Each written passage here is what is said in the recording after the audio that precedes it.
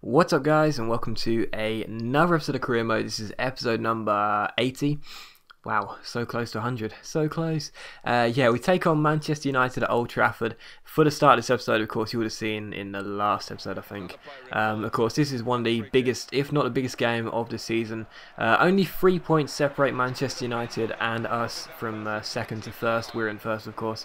And to be honest, I was expecting a really good game, but it was really poor. You know, sorry to spoil it for you, but it was really bad. It was a shame too, because I was expecting loads of action, especially because of the last episode. I was expecting loads of goals, loads of action, and both goalkeepers, De Gea and Reina, have to be very busy. But it was really poor. You know, it genuinely was really poor. I didn't really have too many chances, but Manchester United didn't really take theirs. This was Cavani just putting the ball wide from a long range shot. But that was basically it for the first half. Nothing really in this game, and like I said, this for probably the biggest game of the season. It was really poor. But when Casemiro found Sterling here, Sterling played it into Belanda. His shot was saved, but Gareth Bale made it 1-0 to Liverpool in the 50th minute. And at this stage, it meant that Liverpool would be going 6 points clear of Manchester United with, I think it was 7 or 6 games to go, which would have been incredible, really. But like I said, it was such a poor game, and this was Gareth Bale here picking up the ball, playing the ball, a brilliant ball, I must say, to Sterling down the left-hand side as he took on Johnny Evans. Eventually cut back onto his stronger right foot, crossed the ball into the far post, and Cavani just puts his header wide into the side net, and that skips out really quick then, sorry about that. But unfortunately it was my fault for this goal. I was trying to play out from the back, gave the ball away. It came to Enriquez, he found cleverly, and Graham Burke, the young former Aston Villa player off the bench, made it 1-1. So unfortunately for us, we gave that away. That was my fault, of course.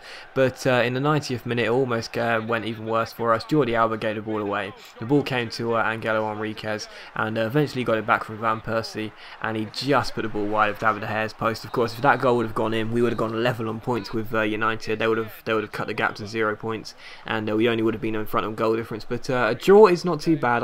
I'm pretty pleased, because obviously going to Old Trafford, had we lost that game, they would have you know, made it so we were level on goal difference. But we're still 3 points in front. We still got like 5, 6 games, 7 games to go. So I'm still fairly confident we can win this league. But yeah, it was a really boring game. Sorry about that. I was really expecting a lot of action. But in the following game, we took on Zenit St. Petersburg in the first leg of the Europa League semi-final. And I'll tell you what, well, this game, you're going to be sitting there asking the questions, is this really world class? Because it was so easy. Now Cavani, what a strike that was. I said before, I do not mind showing sliders for you guys. I know that the last time I showed sliders like all the time, you guys are like, oh my god, stop it, sliders, we don't care, you know, we know you're not using sliders, kind of thing. But you know, goals like that make me think maybe I should use sliders and show you that I'm not using sliders. But yeah, Cavani with a great volley there to make it 1-0 to Liverpool. That was a good save by the Zenit St. Petersburg goalkeeper.